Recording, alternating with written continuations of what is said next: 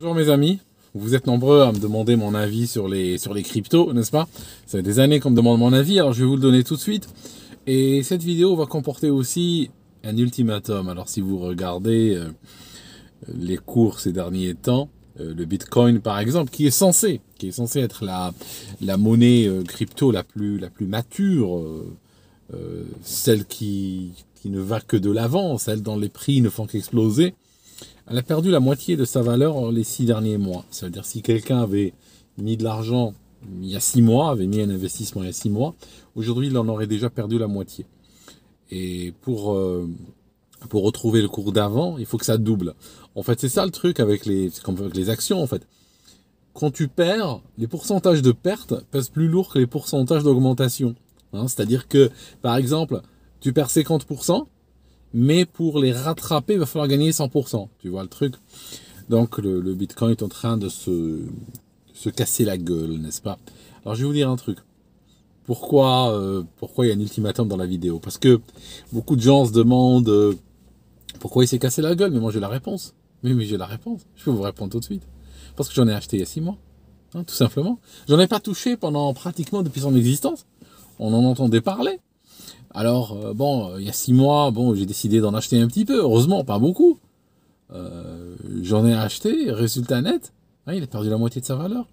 Alors moi, je lance un ultimatum aujourd'hui, par le biais de cette vidéo, à tous ceux qui ont des bitcoins. C'est très simple. Ou vous me payez, ou j'en achète encore.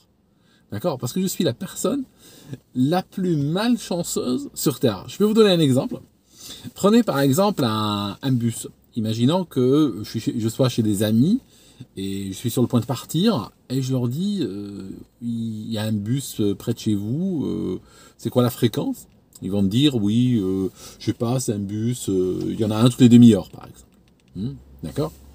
Il y en a, je sais, il y a des gens qui savent déjà le reste de l'histoire. Je vais m'arrêter ici, ils vont vous la raconter. Je sors de manière aléatoire. Je ne sais pas à quelle heure passe le bus. Je sors au hasard. D'accord? Et je peux vous garantir qu'au moment où je tourne dans la rue, je vois l'arrêt, je vois le bus en train de partir. La situation contraire ne m'arrivera jamais. Je ne vais jamais, par exemple, arriver à l'arrêt de bus, commencer à regarder les horaires, puis soudainement le bus arrive. Ça, c'est pas moi. Ça, c'est pas ma vie, d'accord? Ma vie, je dois tout gagner, en fait. Chaque truc, je dois lutter pour l'obtenir. Alors après, on dit, oui, Aldo, t'es porté sur la parano et tout, mais vivez ma vie, quoi. Vivez ma vie, vraiment, de 5 minutes. C'est tout le temps comme ça, en fait. Ça veut dire que je n'ai jamais eu un coup de cul, mettons, ou un coup de hasard qui va soudain me permettre d'obtenir des choses sans les payer ou sans réellement galérer pour les obtenir. Alors pour en revenir au Bitcoin, une des raisons pour laquelle il s'est cassé la gueule, c'est que j'en ai acheté. La deuxième raison, c'est que probablement c'est une bulle, c'est une sorte de bulle inflationniste. Plein de gens mettent leur argent, et puis plus on entend que des gens mettent l'argent, plus on y rentre. Et puis un jour, on réalise que peut-être on s'est un peu précipité. On réalise que peut-être il n'y a rien derrière. Qu'en termes de valeur, alors je sais que tout de suite, il y a des gens qui vont m'attaquer dans les commentaires. Vous allez voir des commentaires tartines. Il y a des gens qui ont du Bitcoin des conceptions extrêmement sectaires. Ça veut dire que des fois, j'entends parler des gens comme ça, ils vont te dire oui, ils vont te partir sur des trucs. Tu as l'impression qu'ils appartiennent à une église ou un truc comme ça. Quand ils te parlent de crypto, je veux dire, ça tranche avec la réalité. Parce que moi, en termes d'argent, je peux tout de suite vous dire un truc. Je sais qu'il y a des gens qui ne seront peut-être pas d'accord avec moi. Moi, je préfère faire de l'argent en ayant tort que de le perdre en ayant raison. Alors que quand tu es dans la crypto, il y a un truc, il y a une caractéristique importante que tu dois avoir, c'est être prêt à te casser la gueule, être prêt à perdre du fric, mais tu sais que tu as raison. Alors tu sais que les cours, c'est un peu comme les investisseurs sur l'or. Je dis pas qu'ils n'ont pas raison. Je dis pas, à aucun moment dans cette vidéo, je suggère que les prix de l'or sont des prix authentiques. Oui, c'est des prix manipulés. C'est vrai, ils sont manipulés. En particulier avec de l'or papier, avec de l'or métal qui a été vendu beaucoup de fois, avec des réserves qui disparaissent, avec des faux en écriture, tout ça. Oui, je suis d'accord avec vous. Je suis d'accord avec vous. D'accord? C'est comme Biden, c'est lui le président. Je veux dire, que ce soit, que le comptage était correct ou pas, à la fin, on s'en fiche. Tu vois ce que je veux dire? C'est ça. L'or, c'est pareil. L'or, c'est pareil. Il y a des gens qui disent, oui, l'or, c'est un truc de ouf, il vaut je sais pas combien. Mais bon, la réalité, c'est que Tu achètes de l'or, tu le vends 5 ans plus tard, pratiquement au même prix, quoi. Alors oui, je sais qu'ils trichent, mais la réalité, c'est ça. Donc, je disais que le Bitcoin aussi, pas seulement le Bitcoin, les cryptos en général, j'ai constaté, et prenez-le d'un investisseur qui est dessus, hein, je suis long sur le Bitcoin, hein, comme on dit, il y a énormément d'arnaques. Je vous donne un exemple type. Qu'on appelle, et permettez-moi, bon, le nom, je cite, hein, il s'appelle comme ça, il s'appelle le Chia. Il s'appelle le Chia. Alors, le Chia était censé être une proposition verte. Parce qu'il faut savoir une chose. La crypto est basée en réalité sur une preuve que tu as fait un travail quelconque. Dans le sens où c'est un peu comme l'or quelque part, hein, toute proportion gardée bien entendu. L'or il se casse pas la gueule, nonobstant ce que j'ai dit juste avant, il se casse pas la gueule 50% en 6 mois. En tout cas, toujours est-il que l'or, pourquoi il a été utilisé comme réserve de valeur, ça signifie que tu travailles. Tu veux pas être payé en blé, en maïs et en huile. Tu veux être payé en quelque chose qui contient de la valeur, et ça signifie cette chose, tu vas pas le bouffer l'or. Hein, tu es payé en or, imagine que tu es payé en or, ça t'arrivera pas aujourd'hui, mais bon, on se comprend. Tu es payé en or, le travail que tu as fait pendant le mois par exemple, on va te le donner en or. Ça signifie on va prendre la valeur de ce travail. Ça, c'est quand on te paye correctement, hein, bien sûr. Mais en général, on t'arnaque et on te paye une fraction de la valeur de ton travail. Mais bon, si je continue à rajouter... Vous voyez, il y a 2 personnes à l'intérieur. Il y a 2 blogueurs dans ce canal. Il y a le blogueur qui cherche à expliquer un truc, puis il y a un autre derrière qui n'arrête pas de balancer des trucs. Dans la vie, c'est comme ça aussi. Hein, dans la vie, c'est comme ça. J'ai une voix à l'intérieur, j'ai des voix. Alors là, ça te coupait comme ça, repris. Aldostérone, il entend des voix et tout ça. Et je vous assure, c'est naturel, hein. J'entends des voix, mais alors j'ai même pas besoin de faire d'efforts. Hein. C'est la vie est comme ça. Hein. Qu'est-ce que vous voulez, hein, on a des trucs qui se bousculent dans nos têtes, c'est comme ça des fois. Alors, je disais que tu admets que l'or, tu l'acceptes en tant que paiement, parce que tu sais tout simplement que il va garder sa valeur. Et pourquoi il garde sa valeur? Parce que on peut pas en obtenir juste comme ça. Comme ça, est tombé du camion l'or. Non, c'est pas possible. On peut pas le fabriquer, n'est-ce pas? Et la plus grande partie, tellement l'humanité a couru après l'or, que la plus grande partie de l'or qui a été miné depuis littéralement l'Antiquité existe jusqu'à maintenant. Et toujours en utilisation, toujours en circulation. Donc, la crypto devait être le pendant digital de l'or quelque part. Donc il faut travailler pour obtenir la crypto. Personne ne peut l'inventer juste comme ça, ex nihilo. Revenons au Chia. Alors le Chia était basé sur une preuve de stockage de données. C'est-à-dire les gens du Chia sont arrivés comme ça, ils ont commencé à parler à des journalistes, tout ça.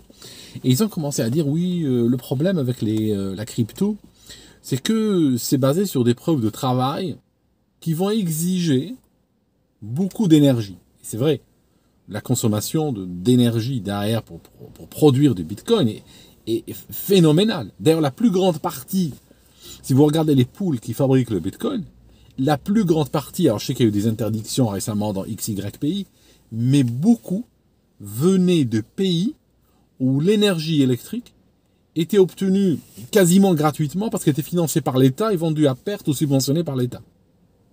Donc on allait trouver beaucoup de poules en Russie, en Chine, en Iran, beaucoup de pays qui permettent à leurs citoyens d'obtenir de l'énergie. Donc en réalité, ceux qui fabriquaient les bitcoins étaient en train de pomper les subventions étatiques et les transformer en argent liquide quelque part.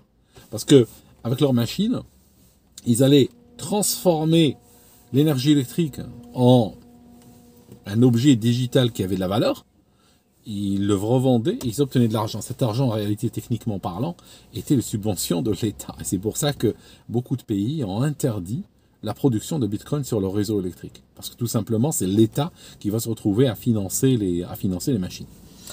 Donc je disais que les gens qui ont fabriqué le Chia sont arrivés avec l'idée que il est basé pas sur une preuve de travail qui exige la consommation énergétique, mais sur une preuve de stockage de données. On stocke des données, et à partir de là, on a des fichiers qui font de 100 gigas jusqu'à 1 Tera chacun. Et en fait, ils vont contenir un code, ils vont contenir des 0 et des 1, littéralement. Et puis, tout ça appartient à un grand réseau, sera mis en réseau. Et après, il y a des sortes de tirages au sort quelque part. Et celui qui a le bon fichier, ben, va obtenir ce qu'on appelle des chia. Voilà. C'est comme ça qu'on mine le chia, avec des disques durs. Donc l'avantage, c'est que ça ne devait pas consommer de l'énergie. Alors ça consomme de l'énergie quand on les fabrique, mais après, quand on les stocke, il n'y a pas de consommation d'énergie. Ben, tout le monde s'est rué dessus au début. Les gens disaient oui, c'est écologique, c'est vert, c'est climatique, c'est je sais pas quoi. La réalité, c'est que il est apparu assez rapidement que ceux qui ont lancé l'affaire, écoutez bien, ceux qui ont lancé l'affaire avaient déjà préminé, ça signifie avant même de lancer l'affaire, avant même que le public n'en entende parler, ils avaient eux-mêmes pour leur gueule déjà préminé, en manipulant l'algorithme certainement, ils avaient préminé 95 ou 96% des chia possibles et imaginables. Parce qu'en général, beaucoup de ces crypto-monnaies ont un nombre limité qu'on pourra créer. Parce qu'il s'agit, quelque part, c'est une sorte d'équation mathématique extrêmement complexe qu'on attaque par des essais, jusqu'à ce qu'on trouve des solutions. Mais le nombre de solutions est limité. Si par exemple demain je lance une crypto que j'appelle, je sais pas moi, l'Aldo, ah ben, tout simplement, si je me base sur une équation mathématique qui a 10 000 solutions, et que chaque solution, ben, ça sera un Aldo, ben, il y a 10 000 Aldo possibles et imaginables. Par contre, le problème, c'est que ce qu'ont fait ces gens, c'est qu'ils ont préminé la quasi-totalité des chia possibles, et puis ils ont lancé l'affaire. Alors les gens ont commencé à investir et tout ça, à vouloir miner. Moi j'avais quelques serveurs, j'avais 2-3 serveurs, j'avais peut-être, 50, 60 Tera d'espace. Ces serveurs servaient à rien sur l'instant. Dans ce que j'ai fait, j'ai lancé un mineur dessus. Et puis après, j'ai assez rapidement commencé à m'interroger, à me poser des questions. Et j'ai réalisé que les mecs, ils sont en train d'arnaquer leur monde. La réalité, c'est que la valeur de cette chose s'est dégradée de 97% en quelques mois. Il y eut une chute au départ, mais alors ça fait un miroir d'une exponentielle. Il y eut une chute quasi verticale, et après la courbe, électrocardiogramme plat, et elle va aller surfer littéralement contre le sol. Okay, ça vaut quasiment plus rien aujourd'hui. C'est même plus tradé. C'est même plus tradé sur les grands échanges principaux, tu peux même plus l'acheter ou le vendre. D'accord? Donc, c'est même la valeur qui lui est associée aujourd'hui, c'est une valeur complètement fake, c'est une valeur virtuelle. Parce que même si tu en avais, je suis pas sûr que tu pourrais le vendre à ce prix-là. D'accord? Tu n'auras même plus de vendeurs, d'acheteurs face à toi, en réalité. D'accord? Donc, à ce stade, mettons, la technologie est sympa, le discours derrière, comme je vous ai dit, est un discours très, voilà, l'indépendance, la liberté, tout ça, tu as l'impression qu'on est en train de refonder l'Amérique. La réalité sur le terrain, c'est que ça reste un outil extrêmement spéculatif, extrêmement instable, avec des mouvements de valeur absolument incompatibles, des mouvements de cours absolument incompatibles avec toute forme, avec le mot même investissement. C'est du spiel, c'est du casino littéralement. Tu mets de l'argent que tu peux perdre, puis tu verras. Alors, ça peut monter, ça peut se casser la gueule comme ça peut disparaître. Voilà le problème. Mais bon, j'ai toujours vu personnellement le risque avec le Bitcoin et autres. C'est un risque quand même, et je crois que c'est aujourd'hui vers où on va, c'est un risque régulatoire. En réalité, c'est un risque régulatoire. Parce que au départ, quand ça s'est lancé, que c'était un truc d'initié quelque part, ça marchait. C'est un peu comme l'Internet. L'Internet au début, quand il s'est lancé, les gens ne savaient pas ce que c'est. L'État ne savait pas ce que c'était. C'était quelque chose. Enfin, l'État ne savait pas ce que c'est. Ça a été lancé quelque part par l'armée américaine et tout ça. Mais après, quand ça a commencé à devenir public, au départ, c'était pas grand public. Au départ, ça a été relativement discret au début. Et à ce moment-là, on était tranquille. Il n'y avait pas de censure, il n'y avait pas de modération, il n'y avait pas grand monde dessus non plus. J'ai commencé à utiliser l'Internet, c'est quasiment vide. Mais, en même temps, il y avait une très grande liberté de communiquer, d'agir, de partager. Il y avait peu de spam et tout ça. C'est par la suite que tout le merdier est arrivé. D'accord? Donc, quelque part, les cryptos, c'est un peu pareil. Aujourd'hui, Ça a été pendant très longtemps une sorte d'Eldorado, comme ça, un petit peu freedom, je fais ce que je veux, l'anarchie, je crée ma propre monnaie. Le problème, c'est qu'il y a un risque régulatoire énorme dessus. Des États peuvent l'interdire, des États peuvent le contrôler, des États peuvent dire que ça sera obligatoire de le mettre dans sa feuille d'impôt, tout ça. Et à terme, on peut se retrouver avec peut-être une monnaie qui n'a plus raison d'être. Parce que si elle est régulée et contrôlée, bon, finalement, on peut utiliser des euros, on peut utiliser des dollars, on peut utiliser des pounds, des British pounds. Je veux dire, il n'y a plus de raison réellement d'utiliser le Bitcoin. En tout cas, peut-être quelque chose de néfaste qui a été permis par le Bitcoin. Si je regarde sur le plan de la sécurité informatique, les cryptos ont permis quand même la destruction. Pas la destruction, on va dire transformer l'Internet en un no man's land littéralement. C'est une véritable catastrophe. Parce que le crime organisé peut très facilement aujourd'hui échanger de la valeur en utilisant des cryptos. Je ne dis pas que la crypto est une monnaie du crime organisé, mais je dis que c'est une monnaie qui a permis de monétiser et de transformer. Par exemple, vous prenez un virus avant le virus. Imaginons que vous étiez frappé par un virus en 2010 ou en 2012. Le virus venait d'où? C'était quelqu'un qui l'avait développé à bien plaire. Quelqu'un l'avait développé sur la base du volontariat. Donc le gars, il travaille, il a une famille, tout ça. Et puis le week-end, il passe ses soirées à coder des virus. Ces virus-là n'étaient pas de bonne qualité. Il y avait des bons de temps en temps. Mais la majorité était de mauvaise qualité. Donc les antivirus pouvaient facilement les choper, les détruire, les reconnaître. Aujourd'hui, on a ce qu'on appelle par exemple des ransomware. Et derrière, il y a des groupes de cybercriminels qui touchent des millions par an. Parce qu'ils arrivent aujourd'hui à se faire payer sans qu'on les touche.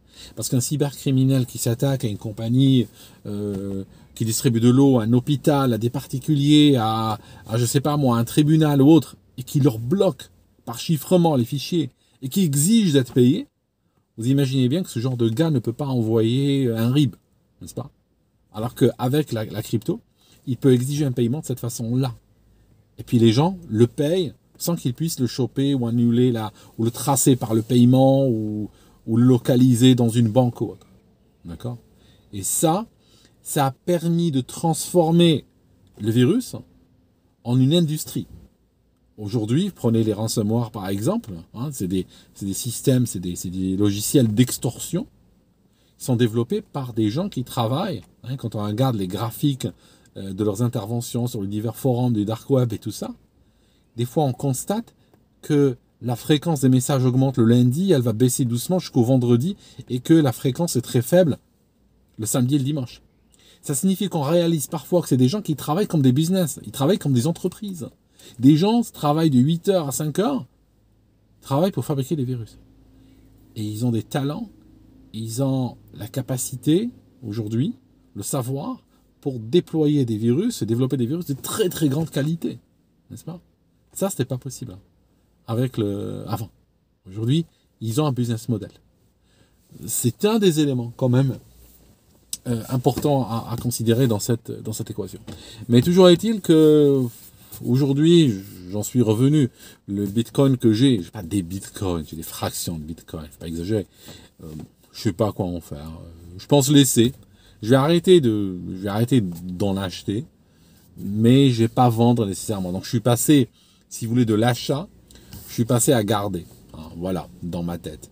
Et j'observe. Et si ça continue, je ferai peut-être, je rentrerai dans une phase de vendre, mais je sais pas encore. Pour le moment, je suis vraiment à garder. Ça signifie si on en a, on garde. Si on n'en a pas, franchement, vaut mieux pas toucher, quoi. Voilà, c'était mon avis sur les cryptos, mes amis. Merci d'avoir suivi jusque-là et on se voit dans une autre vidéo.